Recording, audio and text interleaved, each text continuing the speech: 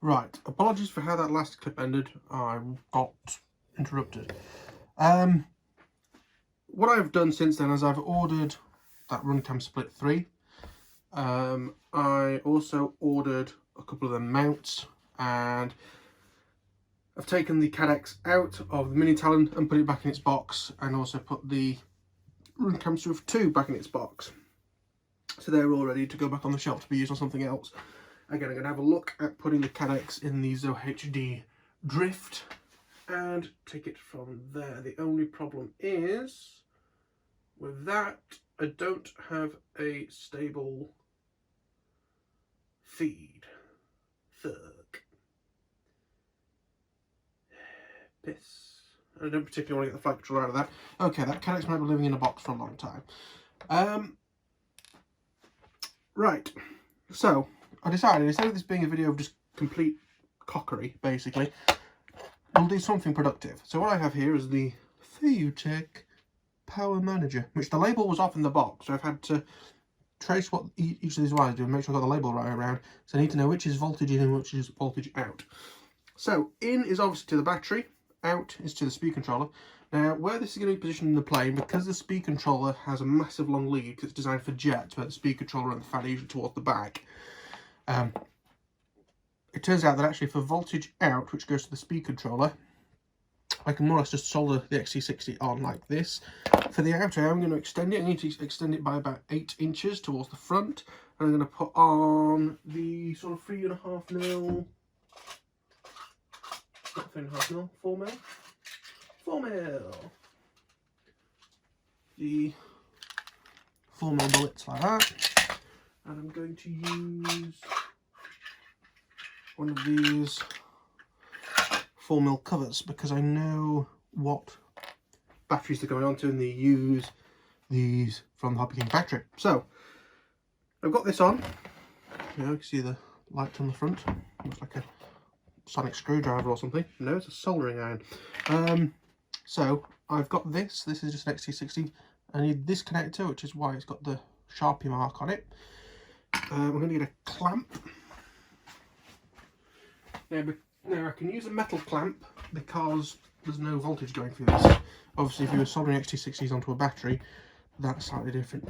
It's a bit cold, so this is kind of hard to wind in.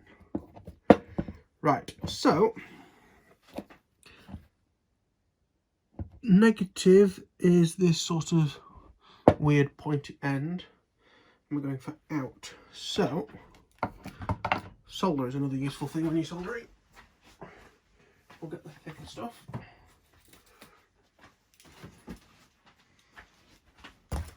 So we're going for out for the speed controller. So are you not hot yet? It is a bit knackered, this soldering iron, I'm not going to lie.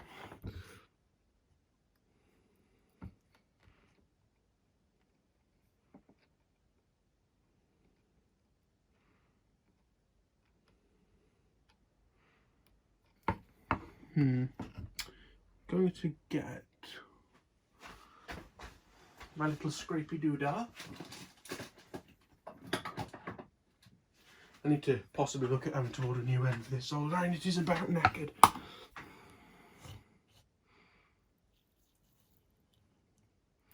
Just get some on, try and cover the end, and then scrape it off just to clean it. Oh god, yeah, that's how knackered it is.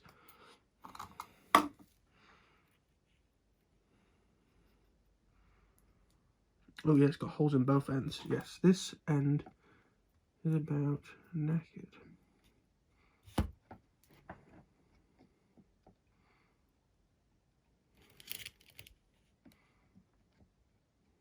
Can you see what I'm doing? No, because the hand in the way. Solder this up. You little bastard. Something like that.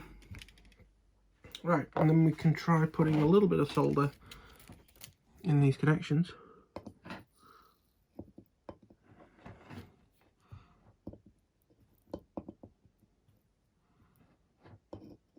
That is far too much. Right, so this is positive.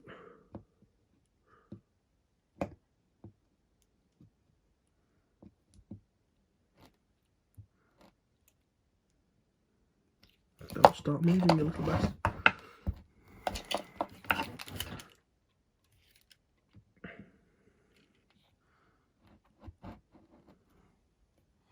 This is like being a real pain. It's a real summary of the episode, really.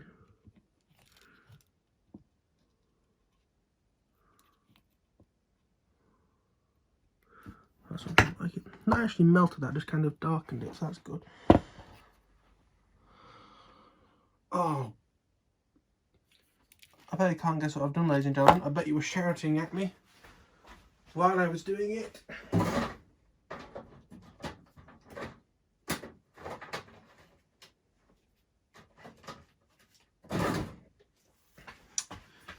Bollocks.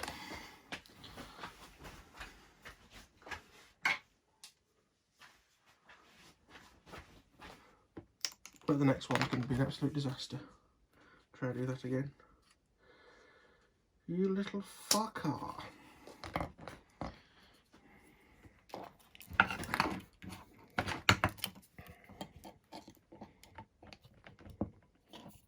Again, of course, you can only use a metal clamp, really, when it's something that doesn't have charge. So this is fine, but I wouldn't use it on a battery. There we go. Put the heat shrink actually on. And just try and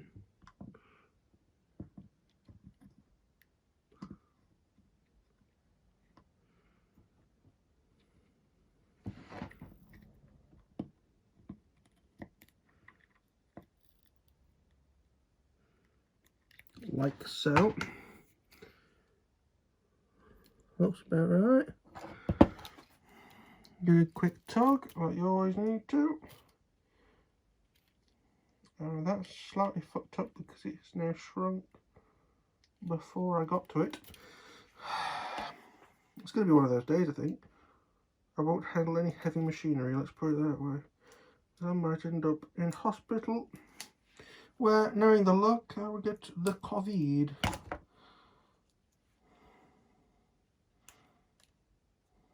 I made a right fuck up of trying to cut that. Oh, it's not my day today, ladies and gentlemen.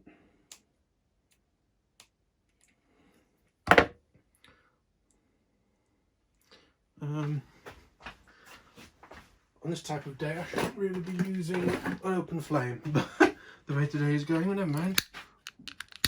Boom, open flame.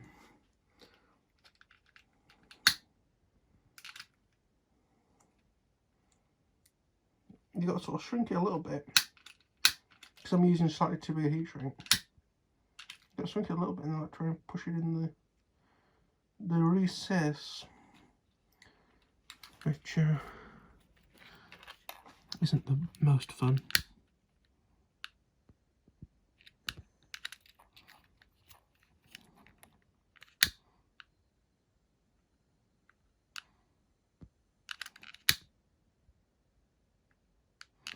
Well,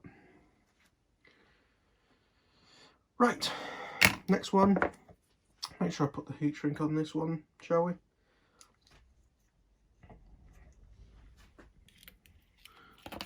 Put this back in.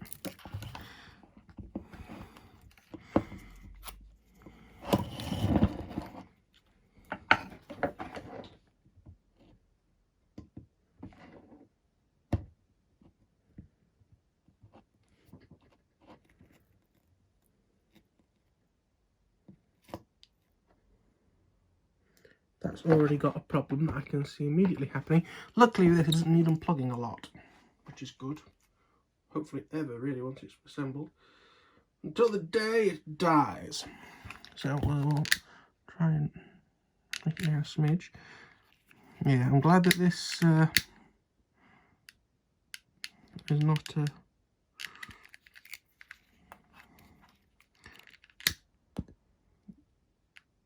problem.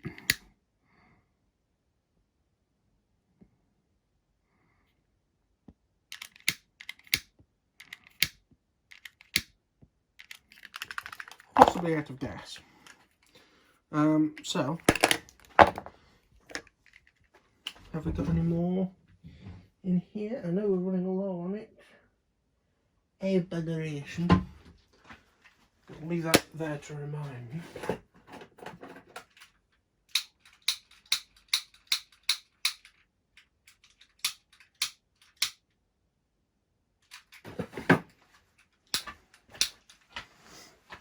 I don't even know where you'd get that from at the minute, because of course all the stops are shut. And I don't think it's something that they like to really ship in the post. Just have to use the old-fashioned heat gun. Right, but that one is now ready. Now we'll just double check. Yes indeed, that cooks up excellently. Fantabby-dozy. Right, now something that I forgot until basically just now is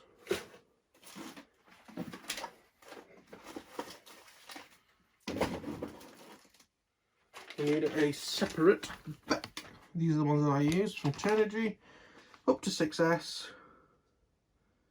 and I'll put out a maximum of 5 amps, which should be fine for this. All this BEC is going to control is 4 servos, because I believe the receiver gets powered by the power management module. So this power management module, because I don't think I actually said this, is the current sensor, and it also has regulators for 5 volts and 12 volts. 5 volts for the GPS and other sort of computery gubbins inside, and 12 volts for your FPV camera and FPV transmitter.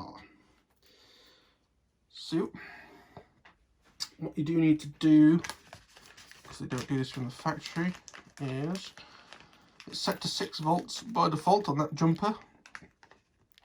But what you do need to do is sort of take your cable and loop it through this ferrite ring a few times, basically as many times as you can. I've not had a problem with these before, but it's something that I always recommend just to do. I'm not sure exactly if there's a recommended number of times to do it, or if doing it too much can cause problems, but I normally just do it as much as I can. So I'm not doing the neatest job of this, but considering that I haven't like burnt something or broken anything so far with this, is very good, because for today this has been a nightmare. Also, it's not going to have to go very far, so I can use up the majority of the cable in this. That's about it actually. Not much good that that cable is not actually near the ferrite ring, but wrapped around another cable. I haven't made the world's best job of this, but you know what? It's better than nothing. So there we are. That's what I've done. Try and get it as tight as possible around the ring, and try and get it so it's not like cable over cable like that is. In fact, oh sorry, I'll do it again. I'll do it properly. Editing me is going to have to do some work on this video to get it to a sensible length that isn't full of boredom and stupidity.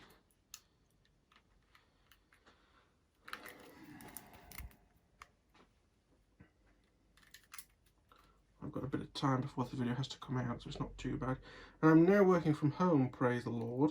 So when I finish from work, instead of having an hour's drive home, where I get all tired and then by the time I get home I don't want to do anything, I might actually want to do stuff after work. You know, like come in here for an hour and do things. That sounds a bit more creepy than I wanted it to be. Can you... Doesn't feel brilliant quality wire. They may have started cheaping out on these. There's little things like this where you do kind of think, oh, if Hobby King went, it'd be an annoyance to try and, because you know, I trust these BECS. They have, touch wood, never failed on me before, and they're nice and cheap. I mean, they're less than £5, I think. I won't put them in anything too nice, but for something like this, absolutely excellent. There we are, that's a bit better. A few loops around there. They're all kind of flat and tight against the edge. That's fine. Now, with this, what you're best... So this BEC is going to go on throttle in, because I don't like the FI41 controlling throttle. I like having full control of that myself. In a fail-safe scenario, I just have it as like 3/4 throttle. Make sure it's got loads of speed to fly back on. Does mean if it's going downwind, it's kind of wasting that power that it could use to go upwind or whatever, but never mind. as I say, it will bring it back at that. So it also does mean that it's a bit dangerous if you lose signal, that it tries and fucking fires off at you, like we've had a couple of times. But it's not a perfect system. What I always try and do is try and have this back the first thing possible, because if all else fails, you just want to be able to drive the servos. You know, even if the current sensor fails, you might be able to still control the servos or whatever to try and bring it home. Now, you don't want it right on the battery end. You know, you don't want it on this bit of the wire, because as you unplug it each time, it gets quite a lot of stress on these little cables. So what I always do is I always do it at this join. So when I use the extension, because there's no need to be extended, I'll solder it in there. So this join is going to have 8 inches of cable, this and this. Speaking of 8 inches of cable, I'm going to get 8 inches of cable, new wire, try and get them the same gauge, 12 from the component shop in Wales, Clandui Brevi. But no, we want roughly 8 inches of this old ruler.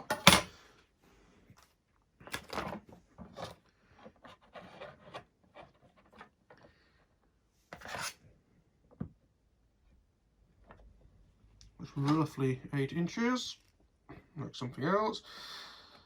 And trip through a little bastard. Jesus, these are a little bit dull nowadays. These pliers.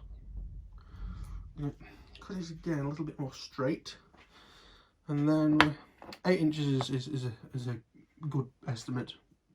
You know, near as makes no difference. Cut the red the same as the black, so it doesn't look ridiculous. Crikey, these are knackered.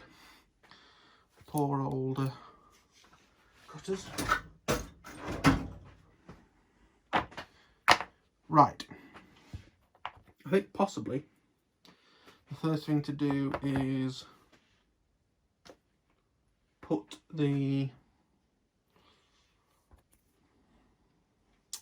connections on for the actual battery. That's 1. This is 2.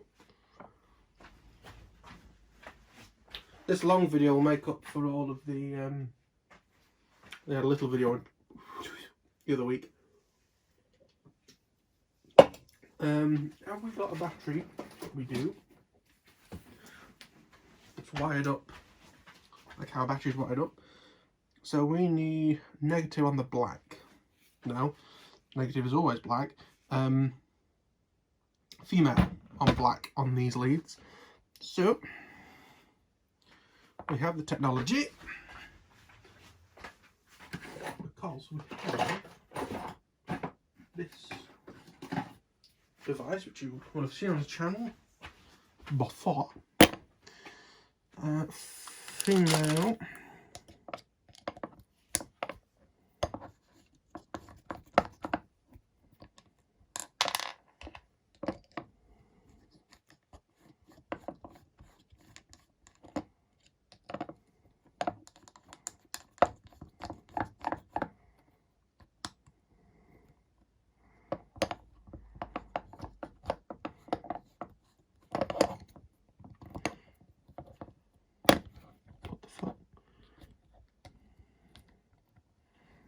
Is this a bit knackered? Is this why it's not being used?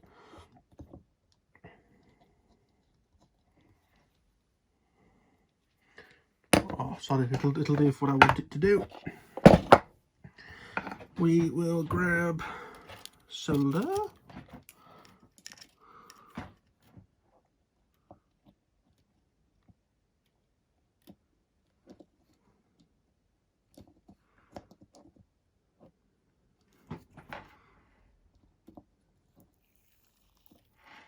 Well,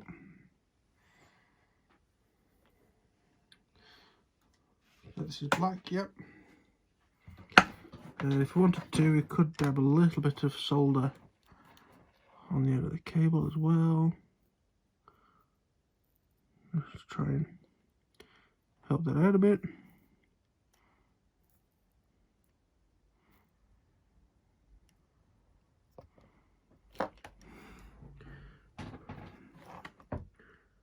And then we can just do a nice, gentle, quick solder together like that. And voila! There's a bit of a lump of thing there, which I can just sort of thin out a little bit.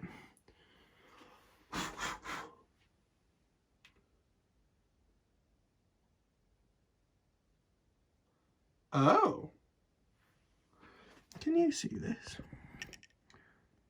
This hasn't been machined properly at the factory. That's interesting.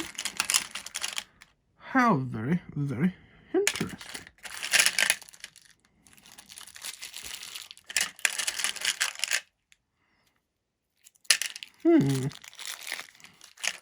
Also, I'm just thinking, do they have to be a special...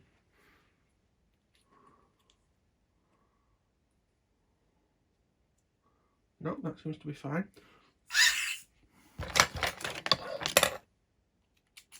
Okay. So this will work. I'm just going to make sure there's no crap in the end of it. You see, not even the simplest things are going right today.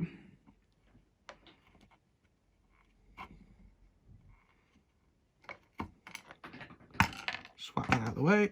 Put this in here. Fill it up with some more of this.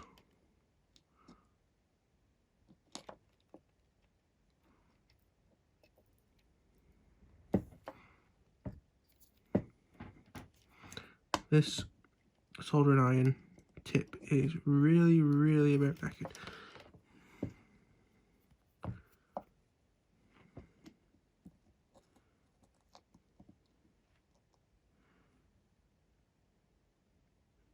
Excellent.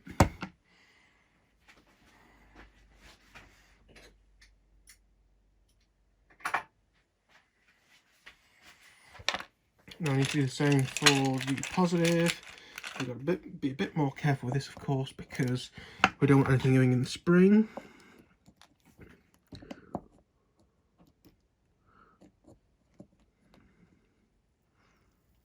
There we are. I'll put a little bit of the red on here, just because, oops, just because I haven't put that much in the connection because I don't want it to spill out and go in the spring. So put a little bit on there. And then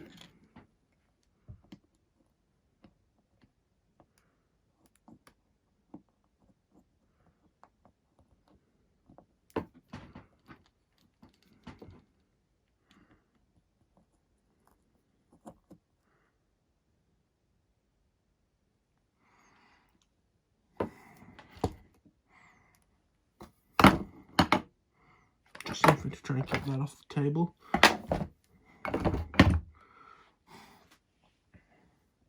Right, that looks great. It doesn't have anything in the spring. Does it survive the plier torture test? It does. Excellent. And looking at that, will it fit in the plastic thing?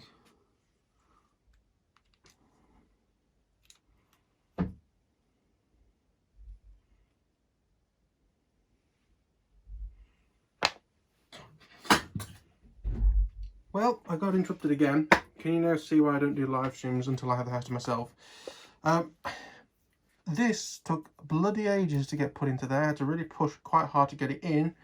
And then I went to do the red one, and I think even with this heat shrink on, now you don't want to go through. Basically, this went straight through this connector. So I kind of went a bit Hulk smash, ripped it in half, and have tidied it up a bit since. So that's the black wire. That is a red wire, just to confuse everybody. But they do have different connections on, so you can't connect them the wrong way around.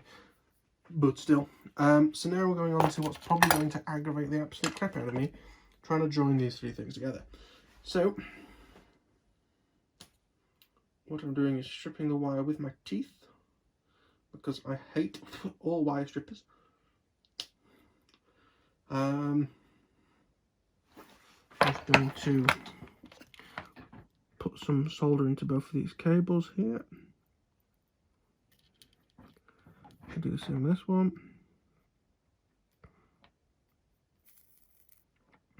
It really doesn't help that I can only get like temperature from the soldering iron from one place.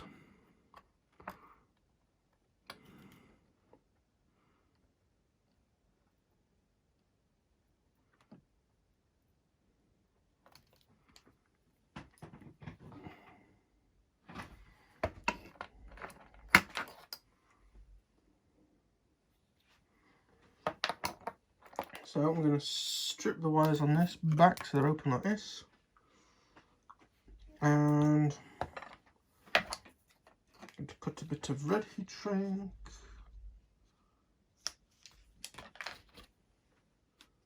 Also, now have the neighbours banging at something. The noisy neighbours. We have two sets of neighbours. The nice neighbours and the noisy neighbours. Can you guess why the noisy neighbours have their name? It's because they are noisy. And you know what? I wouldn't mind noise if they were... You're fucking joking me now. Right, so, fingers crossed. I'm going to turn the soldering iron off now because that means that something will break that I need to resolder. I've sorted it out. So we've got the cables joined with the BECS attached now. The heat shrink on here is not as good as the red, so the black is worse because I had to get it over there and it's not shrunk as well. But that should be ready to plug in. Another thing I've done is I've removed the red cable from the speed controller servo wire, because that's obviously not going to be needed. And to be honest with you, I removed the pin from the connector. I was going to sort of fold it back and either heat shrink it or tape it up, but I couldn't find a suitable heat shrink, couldn't find any electrical tape, so I just sliced the fucker off. So that is the kind of move that I'm in. What I am going to do, if I can find it, is put a bit of tape on this thing, because this label's just wanting to come off every 3 seconds. So I don't understand why they didn't put it on, you know, this flat side here where there is nothing, but no, it has to be on this side. It has to be on that side because otherwise the cable diagram doesn't match up. Because trust me, I wanted to put it there. Whoever decided that at the factory, clearly a little bit stupid.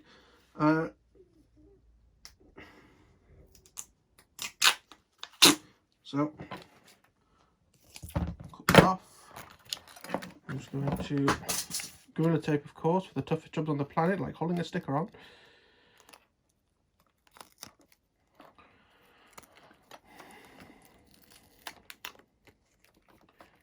Well, what is quite funny is the fact that it does come with these two Futaba plugs. I presume the reason why is to use them on your camera and your video transmitter, so thank you, Tech. They've always been there, but I suddenly cottoned on to what they're probably for, so I went, these are strange. So that's all ready to be installed in the plane.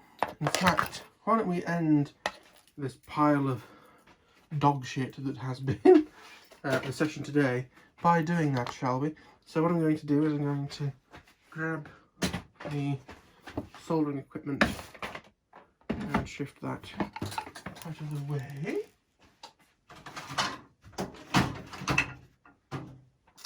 And we'll get the plane in, which now likes to tumble over because it's a bit top heavy with this motor off. And actually, that's possibly good news. So now all we need to do is, that is on out, which is correct. So that goes to the sped control here.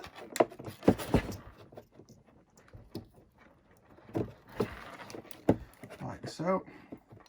And the idea is basically that's going to be fed into the front section. So this is going to be put sort of there like that. That can go the way, I can go out the way, and we've got this kicking around. But actually, it may go further forward because I've got to fit this